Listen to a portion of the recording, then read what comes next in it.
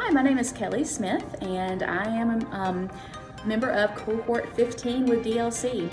And this experience for me has really just been, I'd say, eye-opening, but also sometimes mind-blowing. The experience that we've been able to have with the various SMEs, where we have been able to talk to community leaders and people that are really trying to embrace diversity and equity and inclusion in various aspects of our community, all the way from politics to education to small business, has just really opened my eyes to so many areas of opportunity, but also to so many people that are working diligently to try to make sure that we are addressing this in our community so that we can see active change in our community where people feel appreciated, people feel energized for positive things to be happening in our community that affect all of our citizens, not just a select few.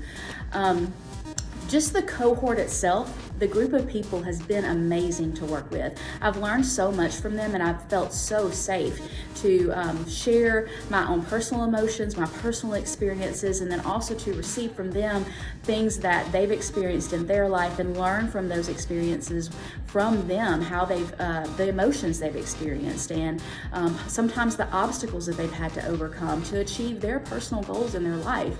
And that's really meant a lot to me, because there were times that there were similarities in what our experiences were, and then there were also times where it was very different, and it was important for me to acknowledge that and also process the why behind that, but also how I could possibly have an impact on that for other people in the future. As an educator, this has been so important for me to really think about, am I taking the concept of diversity, equity, and inclusion into my classroom every day? Am I thinking about all the different backgrounds and the cultures that my students bring into the classroom? And am I including that when I think about designing my lessons, and the anecdotal stories and the different case studies and things that we introduce into the classroom? Is it making them feel included, making them feel appreciated, or do they always feel isolated, that their personal experience is not relevant in my classroom? I want to make sure all my students understand that their experiences are all relevant, and all of those personal experiences can be brought into this educational experience for us to use that as a gateway into, for me specifically, science education. So how can we talk about the ethics and how we experience that as citizens in a global world?